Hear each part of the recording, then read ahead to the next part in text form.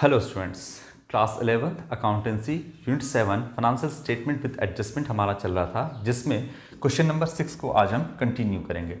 यहाँ पर जो है हम ग्रॉस प्रॉफिट निकाल लिया था हमने। अब हम कैलकुलेट करेंगे प्रॉफिट एंड लॉस अकाउंट में जितना भी इनडायरेक्ट एक्सपेंस है, बेसिकली वो सारे चीज़ आइटम को हम यहाँ पे एडजस्ट करेंगे।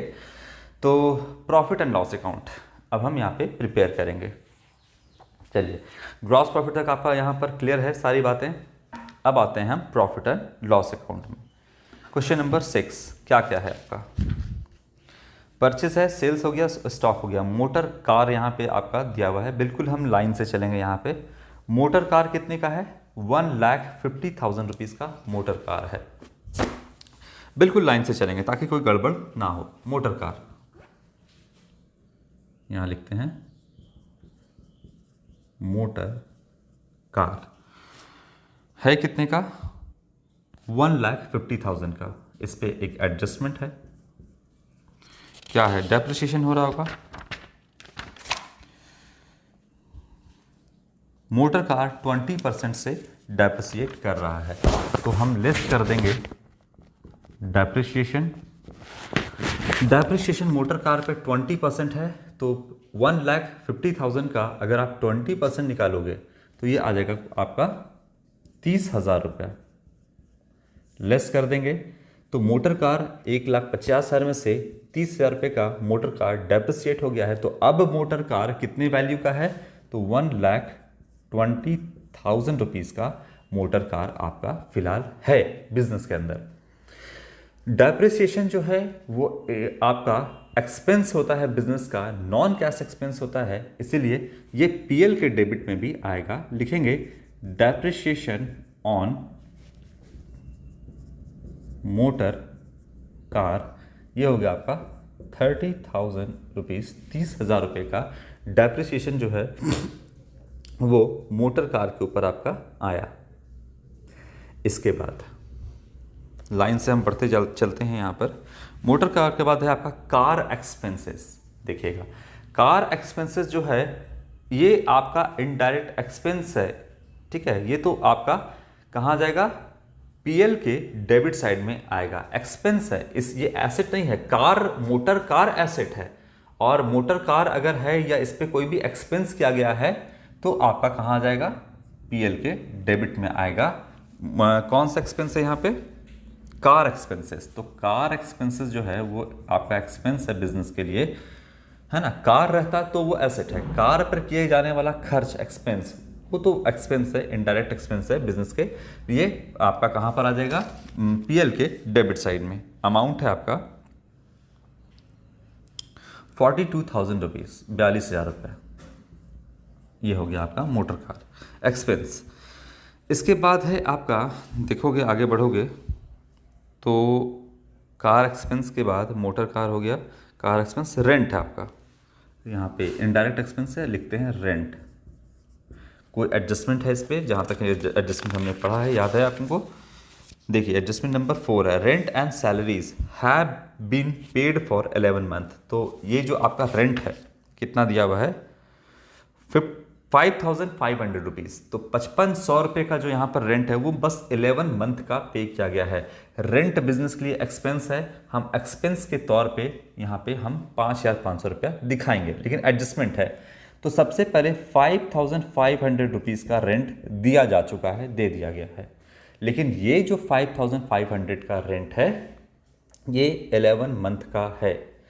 तो एक मंथ का कितना होगा? देखिए, यहाँ पर हम कैलकुलेट कर देते हैं। सबसे पहले प्लस करेंगे, माइनस करेंगे, अभी रुक जाइए। 5,500 का रेंट है, ये 11 मंथ का है। अगर हम इसको 11 से डिवाइड कर देंगे तो एक मंथ का आपका निकल जाएगा 500 रुपये। तो एक मंथ का रेंट कितना है? 500 रुपया। क्लियर है बात? अगर दो मंथ का रहता बाकी मान लीजिए, तो यहाँ पर हम इंटू 2 करते। कहने का मतलब है कि अगर 10 मंथ का पे किया जाता और 2 महीने का आउटस्टैंडिंग होता तो डिवाइडेड बाय 10 इंटू 2 करते हम।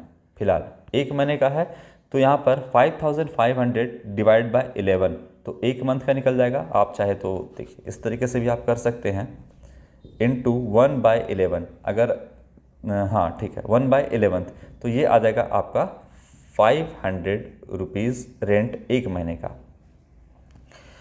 क्लियर है बात। अब एक्सपेंस कितना है बिजनेस का, 5500 दिया जा चुका है।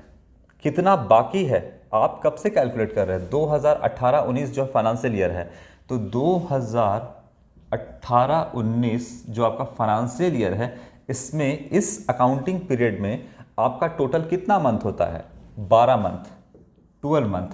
और इस हम बनाने कब बैठे हैं, 31 मार्च 2019 को, यानी साल के अंत में बैठे हैं। तो पूरे साल भर का हमको एक्सपेंस, यानी पूरे 12 मंथ का एक्सपेंस हमको यहाँ पर दिखाना है। लेकिन यहाँ पर जो रेंट के तौर पे दिया गया है ये बस 11 मंथ का ही है, तो एक मंथ का हमको और एक्सपेंस यहाँ पे लेना होगा। तो बताइए कि कितना एक मंथ का एक्सपेंस है यहाँ पे रेंट के तौर पे। एक मंथ का एक्सपेंस 500 रुपया है और 5500 दिया जा चुका है। तो एक्रूअल कंसेप्ट कहता है कि दिया हो या ना दिया हो 12 मंथ का, आप टोटल जो है एक्सपेंस अपना दिखाइए। दिया हो या ना दिया हो टोटल दिखाना होगा आपको। तो हमको यहाँ पे कंप्लीट जो 12 मंथ का रेंट दिखाना होगा, देना होगा। तो बोलते हैं ठीक है, हम जो है यहाँ पर 500 रुपया का रेंट है ना, 5500 दिया जा चुका है, ये 500 रुपया है, ये भी तो एक महीने का बाकी है, आउटस्टैंडिंग है, तो ये भी आप जो है अपने एक्सपेंस में इंक्लूड कर दो, ऐड कर दो। तो यहाँ पर कितना हो जाएगा, 6000 रुपीज़ का एक्सपेंस है रेंट के तौर पे। यहाँ पर जो है 500 रुपये हमने ऐड किया, क्यों, क्योंकि एक्रूअल सिस्टम कहता है कि आपने दिया हो ये या ना दिया हो उसको अपना एक्सपेंस मानिए। तो यहाँ पर हमने 5500 तो दे दिया था, ये तो मेरा एक्सपेंस है ही। 500 रुपये नहीं दिया था, इसको भी अपना एक्सपेंस मानिए, क्योंकि हमको true profit and loss business का कैलकुलेट करना है। तो बताइए रेंट के तौर पे टोटल बिजनेस का एक्सपेंस कितना है 12 मंथ के लिए, यानी 2018-19 का कंप्लीट 12 मंथ के लिए 6000 रुपये एक्सपेंस है। तो हम 6000 करेंगे। अगर यहाँ पर हम 5500 की ही अपना एक्सपेंस मानते हैं, तो बताइए कि आपका एक्सपेंस 500 से घट जाएगा, तो कभी भी true profit and loss calculate होगा, नहीं हो पाएगा। तो हमको एग्जैक्ट प्रॉफिट तक पहुंचना है, एग्जैक्ट लॉस तक पहुंचना है, हमको उसके आसपास रहना है, या लगभग हमको एकदम एग्जैक्ट वहां पे पहुंचना है, कैलकुलेट करना है। तो एग्जैक्ट कैलकुलेट करने के लिए हम एक्रूअल सिस्टम को फॉलो करते हैं। और यहाँ पे 500 रुपया जो कि हमको नहीं दिए हैं अभी तक, आउटस्टैंडिंग है, लेकिन देना तो है, पॉकेट से पैसा तो निकलेगा ही, इसलिए टोटल एक्सपेंस कितना हो जाएगा, 6000 रुपये। इसमें से 5500 दिए हैं, अभी तक 500 रुपये पॉकेट से निकाल के नहीं दिया गया है, लेकिन ये भी मेरा एक्सपेंस है, तो टोटल एक्सपेंस 6000 है। नाम क्या देंगे, बकाया है, 11 मंथ का दे दिए हैं, एक महीने का बाकी है, तो आउटस्टैंडिंग, आउटस्टैंडिंग का मतलब बकाया है, क्या, आउटस्टैंडिंग रेंट, ये लिखेंगे हम।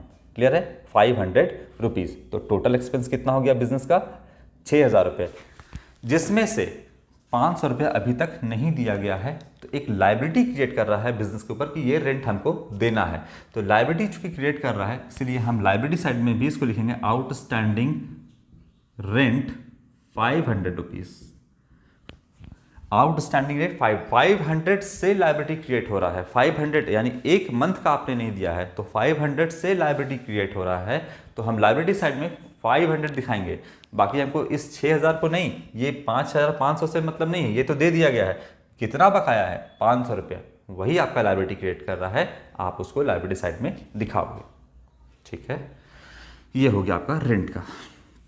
देखिए ऐसे भी एडजस्टमेंट में आपका दो जगह पर दिया गया है, एडजस्टमेंट है, तो एक यहाँ गया और एक वहाँ पर गया, दो जगह तो आपका एडजस्ट हुआ ये। इसके बाद अगला एक्सपेंस क्या है, रेंट का हम लोगों ने क्लियर कर लिया है, आगे देखते हैं क्या है। सैलरीज है, ठीक है, सैलरीज भी बिजनेस के लिए एक्सपेंस है। सैलरीज कितना अमाउंट है, इस पर एक एडजस्टमेंट भी है। अमाउंट देख लेते हैं पहले, लाइन से देखिएगा, ऊपर नीचे हो जाएगा तो फिर गड़बड़ हो जाएगा। 32,500 रुपीज़, नहीं कितना है आपका, 35,200 रुपीज़, 35,200 रुपीज़। जो रेंट के साथ किए हैं वही सैलरी के साथ भी हम सेम करेंगे। आपका रेंट भी एक्सपेंस है बिजनेस के लिए, सैलरी भी बिजनेस के लिए एक्सपेंस है, तो सेम काम करेंगे। अब देखते हैं कि क्या कहता है एडजस्टमेंट।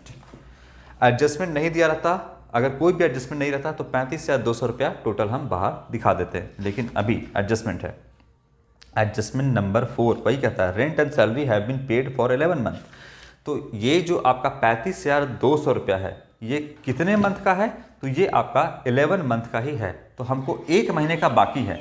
हमको बोल रहे ना आपका कंप्लीट 12 मंथ का यहाँ पे दिखाना है, यानी 1 अप्रैल से 1 अप्रैल 1 अप्रैल 2018 टू 31 मार्च 2019 कंप्लीट 12 मंथ का हमको यहाँ पर एक्सपेंस दिखाना है। कोई भी एक्सपेंस जो हम दिखा रहे हैं, चाहे आपका वो रेंट है, कार है, या जो भी एक्सपेंस है, ये 1 साल का है 2018 1 अप्रैल 2018 टू 31 मार्च 2019 का, यानी 12 मंथ का पूरा एक्सपेंस है। यहाँ पर जो एक्सपेंस है आपका सैलरी के तौर पे, ये 11 मंथ का एडजस्टमेंट में कह रहा है, तो ये 11 मंथ का है, तो 1 महीने का जो है सैलरी वो देना बाकी है। 35,200 रुपया ये कितने का है, 11 मंथ का, तो अगर हम 11 से डिवाइड कर देंगे तो 1 महीने का हमको पता चल जाएगा। अगर 10th मंथ का होता तो हम यहाँ पे 10th से डिवाइड करते और कितना से इंटू करते, 2 से इंटू करते, क्योंकि 2 महीने का आपका था। ठीक है, तो यहाँ पर 11 से हम डिवाइड किए, कितना हो जाएगा,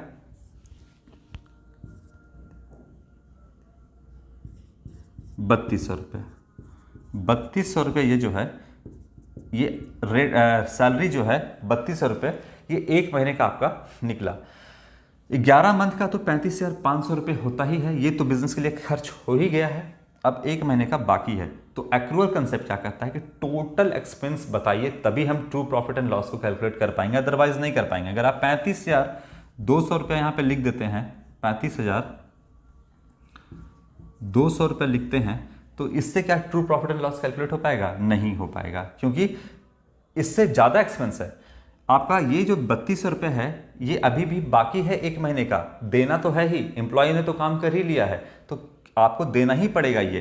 तो आप क्या करो कि ये 3,200 रुपया इसमें ऐड कर दो, ये टोटल एक्सपेंस है, तब हम ट्रू प्रॉफिट एंड लॉस को कैलकुलेट कर पाएंगे। तो बताइए सैलरी के तौर पे एक्सपेंस कितना हो गया बिजनेस का, 38400 ये हो जाएगा, क्योंकि इसमें प्लस कर देंगे, हमको देना है ही। ये तो 3200 रुपये नहीं दिए हैं, लेकिन बिजनेस को तो देना है ही, पॉकेट से पैसा नहीं निकला है, लेकिन फिर भी इसको अपना खर्च मानिए। नहीं मानिएगा तो कैसे true profit and loss calculate करिएगा, इसलिए ऐड कर दिए इसको। तो 38,400 रुपीज़ सैलरी के तौर पे बिजनेस का खर्च हुआ, एक्सपेंस हुआ। नाम देते हैं इसको आउटस्टैंडिंग, यानी अभी बकाया है क्या, सैलरीज। तो यहाँ पे लिख देंगे outstanding salaries 3,200 rupees. Liability create कर रहा है, देना है अपने एम्प्लॉय को, बिजनेस के ऊपर लाइबिलिटी क्रिएट कर रहा है। लाइबिलिटी साइड में लिखेंगे आउटस्टैंडिंग सैलरीज 3,200 रुपीज़।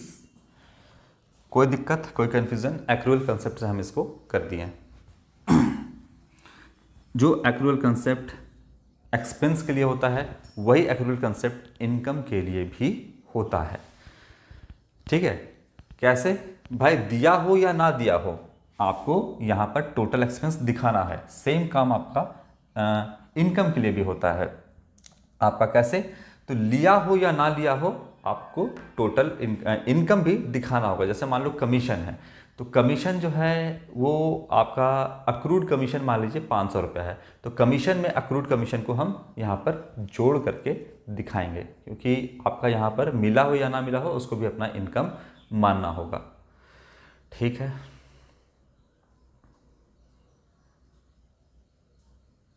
यहाँ तक क्लियर है आपका? कमीशन के तौर पे क्या होगा, यहाँ पे देखा, थोड़ा सा बता देते हैं। मान लीजिए कमीशन है आपका 3,000 रुपया, और अक्रूड कमीशन यानी जो कमीशन मिलना है वो कितना है, मान लीजिए 500 रुपया। सेम चीज़, तो यहाँ पर हम ऐड कर देंगे, लिख देंगे अक्रूड कमीशन 500 ऐड कर देंगे, तो टोटल इनकम कितना हुआ, 3,500 रुपये, ये टोटल इनकम हुआ। तो ये भी एक्रूअल कंसेप्ट कहता है कि ये कमीशन अक्रूड जो है, मिला हो या ना मिला हो, इसको भी हम अपना इनकम मानिए। ऐसा नहीं कि अपना इनकम 3,000 रुपया मान लीजिए, 3,000 है ही नहीं, आपने काम कर लिया है, आपको कमीशन मिलेगा 500 रुपया, उसको भी अपना इनकम मानिए। तो इनकम के तौर पे 3,500 रुपया हम यहाँ पे दिखाएंगे। ये भी एक्रूअल कंसेप्ट कहता है आपका। ठीक है, तो एक्सपेंस के लिए भी वही कहता है, इनकम के लिए भी वही कहता है। यहाँ भी हमने ऐड किया, यहाँ भी हमने ऐड किया। ये आउटस्टैंडिंग लिखा, यहाँ भी अभी आप आउटस्टैंडिंग लिख सकते हैं, या ज़्यादा अच्छा वर्ड है आपका अक्रूड कमीशन, यानी वैसा कमीशन जो कमा लिया गया है लेकिन अभी मिलना बाकी है।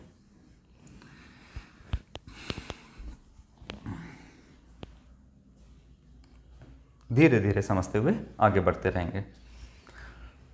अब ये दोनों तो हमने यहाँ पे दिखा दिया, दो जगह चला गया सैलरी का, एक यहाँ और एक लाइबिलिटी साइड में। आगे बढ़ते हैं। सैलरी के बाद है बैड डेट्स। चलो यहाँ पर मज़ा आएगा। बैड डेट्स, क्लोजिंग स्टॉक को थोड़ा सा ऊपर शिफ्ट कर देते हैं, यहीं पे बैड डेट का जो भी है हम एडजस्टमेंट करेंगे। क्लोजिंग स्टॉक को थोड़ा ऊपर शिफ्ट कर देते हैं। Closing stock 60,000 rupees.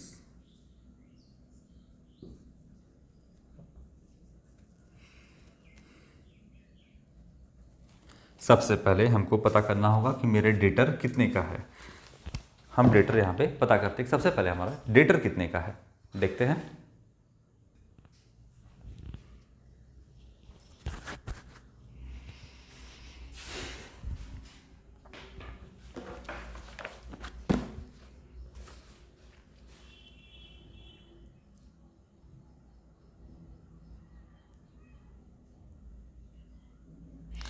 देखिए दूसरे साइड आपका सन्ड्री डेटर्स दिया हुआ है 82,000 रुपीज़ का।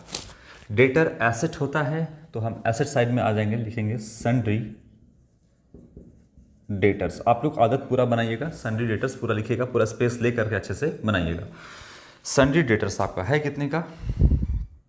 82,000 रुपीज़ का। डेटर एसेट होता है, हम यहाँ पे लिखेंगे 82,000 रुपीज़। इनर कॉलम में अभी लिखेंगे क्योंकि इस पर जो है आपका कुछ कुछ चीज़ें एडजस्ट करनी है। अब देखिए हम तो जान रहे हैं कि इस पर आपका एडजस्टमेंट भी गिवन है। एक मिनट,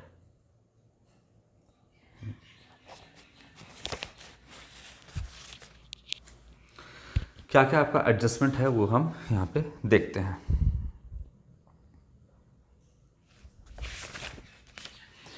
देखिएगा यहाँ पर लिखता है आपका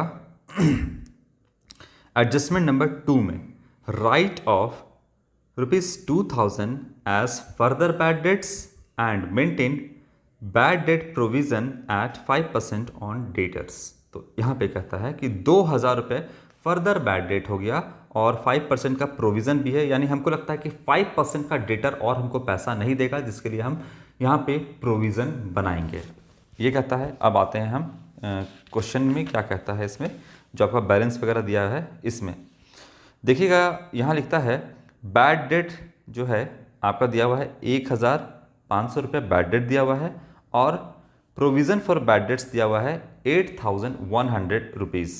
ठीक है, तो एक बैड डेट आपका अंदर दिया है और एक बैड डेट आपका एडजस्टमेंट में दिया है। यहाँ पर जो आपका बैलेंस के तौर पे यहाँ पे जो बैड डेट दिया है, एक कह सकते हो ट्रायल बैलेंस के अंदर जो बैड डेट रहता है आपका, वो ऑलरेडी डेटर से एडजस्ट कर दिया गया है। जैसे यहाँ पर हम बताते हैं कितने का डेटर है। डेटर जो है, डेटर्स 82,000 रुपीज़ का डेटर गिवन है और बैड डेट कितने का दिया है? 1,500 रुपये का। यानी एक्चुअली में डेटर होगा कितने का? डेटर जो होगा वो होगा आपका, ऐसे हम दिखाते हैं 82,000 और पैसा डूब गया ना, लेकिन डूबा तो उसको एडजस्ट कर दिया गया। कितने का पैसा डूबा? 1,500 रुपये का डूबा। तो एक्चुअली में जो डेटर है वो कितने का होगा? 83,500 रुपीज़। थोड़ा सा हम यहाँ पे ऐसे लिख देते हैं। जो एक्चुअली में डेटर्स होगा वो बताइए कितना का होगा? 82,000 प्लस 1,500 यानी 83,500 का एक्चुअली में डेटर होगा। ठीक है बात, जिसमें से यही 1,500 रुपये का बैड डेट हो गया, तो यहाँ पे हम लिखते हैं माइनस बैड डेट्स। ये कौन सा बैड डेट है? जो ट्रायल बैलेंस के अंदर दिया रहता है, ये 1,500 रुपया, इसमें से माइनस कर दिया गया होगा तो कितना आएगा? 82,000 रुपीज़। यही 82,000 रुपीज़ जो है आपका दिया गया है ट्रायल बैलेंस के अंदर, या यहाँ पे जो बैलेंस दिया हुआ है उसके अंदर यही 82,000 दिया है। इसका ये मतलब है कि डेटर में से ये 1,500 रुपये एडजस्ट कर दिया गया है जो ट्रायल बैलेंस के अंदर रहता है। तो इसे हम 82,000 जो यहाँ पर आपका डेटर जो ये दिया हुआ है, इसमें से हम ट्रायल बैलेंस के अंदर वाला जो आपका बैड डेट है उसको माइनस नहीं करेंगे, क्योंकि देखिए ना डेटर में वो ऑलरेडी माइनस करके 82,000 दिया हुआ है। इसीलिए हम 82,000 में से ट्रायल बैलेंस के अंदर वाला जो बैड डेट होता है उसको माइनस नहीं करेंगे, क्योंकि वो ऑलरेडी माइनस कर दिया गया है। एक ही बात को हम बार बार बोलेंगे, दिमाग में बैठाएंगे। तो यहाँ पर हम ये वाला बैड डेट जो 1500 है इसको माइनस नहीं करेंगे, क्योंकि इसी को तो माइनस करने के बाद 82,000 आया है, तो वहाँ पर हम लिख देंगे। ठीक है, ये हम लाइबिलिटी साइड कर रहे हैं, तो ये मत समझिए कि हम लाइबिलिटी साइड में कर रहे हैं, हम आपको रफ कैलकुलेशन बता रहे हैं। ठीक है भैया, ये हो गया। लेकिन एडजस्टमेंट में एक डेटर दिया हुआ है। अब एडजस्टमेंट में दिया है, इसका मतलब है कि उसको एडजस्ट करना है। ये तो एडजस्ट किया हुआ है, ट्रायल बैलेंस के अंदर जो भी फिगर दिया रहता है एडजस्ट किया हुआ है। एडजस्टमेंट में आपका यहाँ पर देखिएगा, एडजस्टमेंट नंबर 2 में write off 2000 as further bad debts, फिर से पैसा डूब गया 82,000 का। देखिए डेटर में से ये तो हम 1500 रुपये माइनस कर ही दिए, तो 82,000 यहाँ पे हुआ। बोलता है फर्दर बैड डेट, फिर से डूब गया, और ये वाला जो है हम इसको एडजस्ट नहीं किए हैं 2,000 रुपये। ठीक है, तो इसको एडजस्ट करना पड़ेगा, और हम यहाँ पे अब लिखेंगे फर्दर बैड डेट्स, कितना 2,000 रुपये।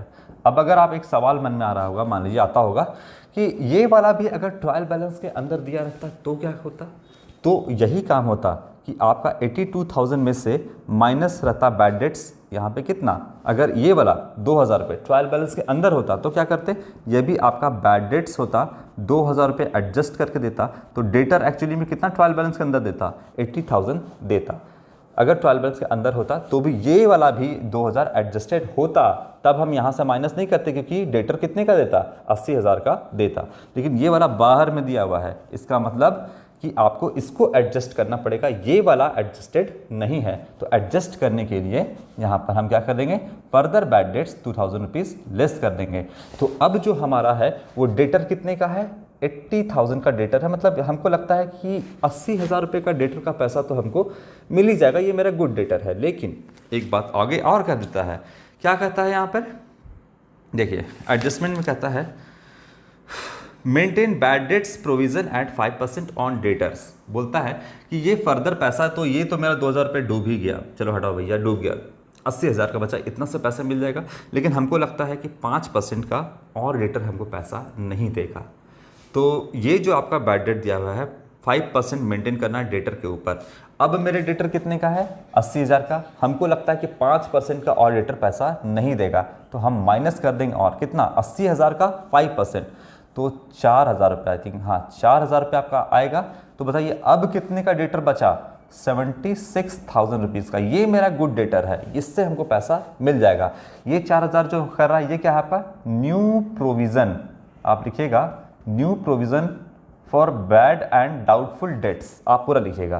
तो 4,000 रुपये यहाँ से लेस कर दीजिएगा, क्योंकि 80,000 में से हमको लगता है कि 4,000 रुपये का डेटर का जो है और हमको पैसा नहीं देने वाला है। तो हमारा जो गुड डेटर है जिससे हमको पैसा मिल जाएगा, उम्मीद है कि 100% पैसा मिल जाएगा, वो मेरा क्या है, 76,000 रुपीज़ का डेटर है। इसको हम अपने एसेट के तौर पर दिखा रहे हैं, सारा चीज़ है मेरा एसेट। अब डेटर कितने का है पूछेंगे तो बोलेंगे 76,000 का मेरा डेटर है, जो कि गुड डेटर है। ये सारा हम काम में क्यों फंस रहे हैं, माइनस कर रहे हैं, प्रोविज़न वगैरह बना रहे हैं, क्यों फंस रहे हैं, क्योंकि हमको एग्जैक्ट फाइनेंशियल पोजीशन हमको कैलकुलेट करना है। अकाउंटिंग हम इसीलिए तो कर रहे हैं। अगर हम मान लीजिए कि बैड डेट है, जैसे तैसे अमाउंट भर देंगे कि हाँ bad debt, further bad debt, कुछ चीज़ हम नहीं मानेंगे, और यहाँ पर बोलेंगे 82,000 का मेरा डेटर है, कोई प्रोविज़न वगैरह नहीं बनाएंगे, तो यहाँ पर कहीं ना कहीं आप exact profit and loss calculate नहीं कर पाइएगा, एग्जैक्ट फाइनेंशियल पोजीशन आप कैलकुलेट नहीं कर पाइएगा। तो इतना जो काम हम कर रहे हैं ना, वो बस इसीलिए कर रहे हैं क्योंकि हमको exact profit and loss and exact financial position को कैलकुलेट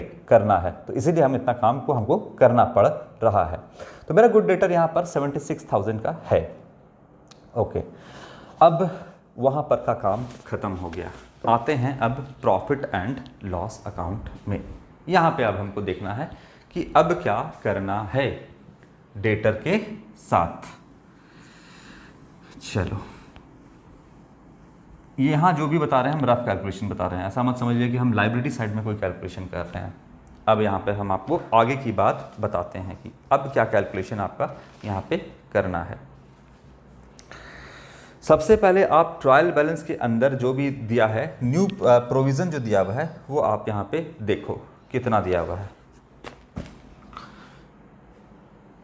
देखिए ट्रायल बैलेंस के अंदर आप देखिएगा तो आपका वहाँ पर का तो काम समझ में आ गया। अब यहाँ पर दिया हुआ प्रोविज़न फॉर बैड डेट्स, जो बैलेंस के अंदर आपका यहाँ पर दिया गया है, ये है आपका 81,000 रुपीज़, 8,100 रुपीज़।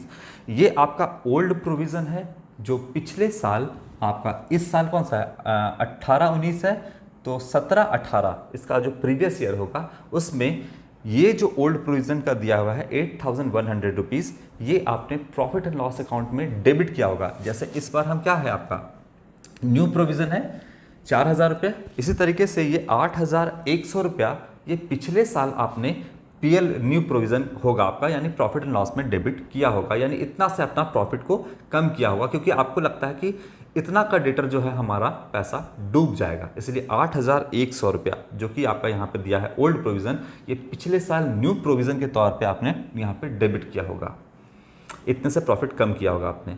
लेकिन एग्जैक्टली डेटर पैसा देगा या डेटर पैसा नहीं देगा ये आपको उस साल नहीं बल्कि नेक्स्ट ईयर यानी 2018-19 में पता चलेगा कि एक्चुअली में दिया या नहीं दिया। अब इस साल आप एक छोटा सा कैलकुलेशन इन सब से हट के कर लो। आपका जो है कितने का ओल्ड प्रोविज़न है 8,100 रुपीज़ का ओल्ड प्रोविज़न है, और इस बार अब हमको पता चल रहा है कि कितना कितना पैसा कौन कौन नहीं दिया, कितना कितना पैसा मेरा डूबेगा। तो ये अब हमको देखना है। पिछले साल का कितना है 8,100 रुपीज़, ये जो है ओल्ड प्रोविज़न आपका यहाँ पे गिवन है। अब क्या क्या इस साल पैसा एक्चुअली में कितना कितना डूबा ये हम देखते हैं। तो देखिए, एक तो बैड डेट आपका 1,500 रुपये का है जो ट्रायल बैलेंस के अंदर है, इसको माइनस कर देते हैं। ये पैसा मेरा डूब गया 0,066। अब इतना पैसा मेरा बचा, ये हमने डेबिट किया था पिछले साल, याद रखिएगा ये है आपका ओल्ड प्रोविज़न, ये वाला ये ओल्ड प्रोविज़न है, ठीक है। इसमें से हम 1,500 रुपये माइनस कर दिए, जो ट्रायल बैलेंस के अंदर दिया है 1,500 रुपये, मेरा इतना पैसा हुआ 6,600 रुपया, जिसमें से फिर से बैड डेट हो गया 2,000 रुपये। पिछले साल हमने कितना डेबिट किया था 8,100, जिसमें से पैसा कितना इस साल डूब रहा है, देखिए मतलब कितना कितना पैसा डूब रहा है, तो 1,500 तो डूब ही गया आपका, प्लस कितना पैसा और डूबा फर्दर बैड डेट्स 2,000 रुपये, तो कितना हो गया 4,600 रुपीज़, इतना पैसा। इसके बाद न्यू प्रोविज़न इस बार बनाए, हमको लगता है 4,000 और डूब जाएगा, तो 600 रुपया आपका बचा। ये 600 रुपया आपने क्या किया होगा, एक्सेस डेबिट किया होगा पिछले साल प्रॉफिट एंड लॉस अकाउंट में। यानी क्या आपको 8,100 रुपये पूरा का पूरा डूबा, 8,000 पूरा का पूरा आपका नहीं डूबा, बल्कि 600 रुपया उल्टा बच ही गया। तो देखिए यहाँ पर 1,500 रुपया, 2,000 रुपये और 4,000, 4,000 और 2 6,000 रुपया और एक 7,500 रुपया ही डूबा। आपको क्या लग रहा था कि 8,100 रुपये डूब जाएगा, लेकिन डूबा कितना, तो यहाँ पर आपका 1,500 रुपया, 2,000 और 4,000, 7,500, तो बच गया कितना 600 रुपया आपका जो है यहाँ पे बचता है, ठीक है। ये 600 रुपये आपका यहाँ पे बचता है, तो 600 रुपये आपने एक्सेस डेबिट कर दिया पिछले बार, तो इस बार क्रेडिट कर देते हैं इसको। पिछले बार 600 रुपये ज़्यादा डेबिट था, इस बार 600 रुपये हम क्रेडिट करते हैं। तो ये सारा कैलकुलेशन देखिए किधर आ जाएगा, आपका कितना पैसा डूबा टोटल आप देखिएगा 1,500, 2,000 और 4,000, ये टोटल हो गया आपका 7,500। यानी इस बार एक्चुअली में आपको लग रहा था कि 8,100 डूबेगा जो पिछले बार आपने डेबिट किया था, बट डूबा आपका 7,500 ही डूबा। तो जो ओल्ड प्रोविज़न है वो एक्चुअली में जो पैसा डूब रहा है उससे ज़्यादा है, तो उससे ज़्यादा है तो सारा कैलकुलेशन इधर होने के बजाय इधर हो जाएगा। इस बात को एक बार हम आपको फिर से समझाएंगे। बाय लिखेंगे ओल्ड प्रोविज़न कितना हो गया 8,100, लेस कर देंगे बैड डेट्स, ट्रायल बैलेंस के अंदर वाला बैड डेट्स, कितना पैसा डूबा है 1,500 रुपये, तो ये हो गया 6,600, इतना पैसा।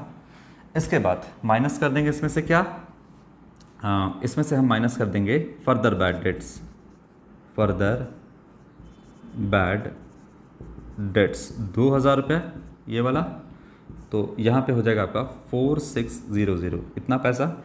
लेस कर देंगे न्यू प्रोविज़न, तो ये हो जाएगा कितना है आपका न्यू प्रोविज़न 4,000 रुपये। न्यू प्रोविज़न कितना है देखिए 4,000 रुपये, 4,000 रुपये यहाँ पे, तो कितना एक्सेस डेबिट किया होगा आपने पिछले बार 600 रुपये, तो 600 रुपये इस बार क्रेडिट हो गया आपका, ये हो जाएगा। ओल्ड प्रोविज़न इतना है। एक्चुअली में अगर हम आपको कहें कि ये वाला जो पैसा है ना ये आपका 8,200 रुपये टोटल होता, तब क्या करते हैं, यानी ये वाला ओल्ड प्रोविज़न से बड़ा होता। कौन सा? जो एक्चुअली में इस बार बैड डेट हुआ है, मतलब ऐसे समझिए, जो ये मिला करके आया आपका, या आपको समझाने का दूसरा तरीका भी हो सकता है। मान लीजिए कि ओल्ड प्रोविज़न आपका 8,100 नहीं है, बल्कि कितना है? 7,000 रुपया है। बताइए ओल्ड प्रोविज़न कितना है? मान लेते हैं हम ओल्ड प्रोविज़न जो ट्रायल बैलेंस के अंदर है वो 8,100 ना हो करके कितना है? 7,000 रुपये ओल्ड प्रोविज़न है। ठीक है, तब क्या करते हैं? देखिए ओल्ड प्रोविज़न आपका क्या है? कम है, और एक्चुअली में जो पैसा बैड डेट हो रहा है वो ज़्यादा है। तो क्या करते हैं? सारा कैलकुलेशन इस साइड में आ जाता है। क्या करते हैं यहाँ पे? देखिए ओल्ड प्रोविज़न 7,000 मान के हम बनाते हैं, तब इस समय इधर आ जाता। क्या लिखते हैं हम सबसे पहले? Bad debts. कितना है बैड डेट्स जो ट्रायल बैलेंस के अंदर है? 1,500 रुपया, प्लस फर्दर बैड डेट्स कितना है? 2,000 रुपया। तो ये हो जाता आपका 3,500 रुपया, प्लस न्यू प्रोविज़न ये हो गया आपका 4,000 रुपया। न्यू प्रोविज़न 4,000 है, तो टोटल कितना पैसा डूब रहा है? 4,3 7,500 रुपया। और ओल्ड प्रोविज़न कितना है? 700 रुपया। यानी आपने पिछले बार कितना डेबिट किया था? पिछले साल 7,000 रुपये, और एक्चुअली में इससे ज़्यादा पैसा डूब रहा है, 7,500 रुपये डूब रहा है। तो माइनस कर देंगे आपका ओल्ड प्रोविज़न कितना? 7,000 रुपया, ये ओल्ड प्रोविज़न। तो एक्चुअली में इस साल कितना बैड डेट हुआ? 500 रुपया आपका जो है प्रोविज़न से ज़्यादा हो गया, तो हम इसको डेबिट साइड में दिखा देंगे। तो माइनस कर दिया मतलब राइट ऑफ कर दिए। इसका मतलब 7,000 रुपया तो पिछले बार डेबिट किया था, इसलिए इस बार हम माइनस कर दिए। तो 500 रुपये हम यहाँ पे दिखाते हैं। कब? जब आपका इस अमाउंट से ये छोटा होता। फिलहाल इस अमाउंट से ये वाला बड़ा है। ठीक है, इसको आप वीडियो धीरे करके जैसे मन होगा वैसे देख लेना। तो ये कैलकुलेशन आपका यहाँ पे रहेगा, क्योंकि ओल्ड प्रोविज़न जो है वो आपका ज़्यादा है, 8,100 रुपया। अब इसको आप धीरे धीरे घर पे देखते रहना। चलिए ये कैलकुलेशन हमने कर दिया। अब इस वीडियो को हम जो है नेक्स्ट वीडियो में यानी नेक्स्ट क्लास में आपका कंटिन्यू करेंगे। आज के लिए इतना ही। Thank you.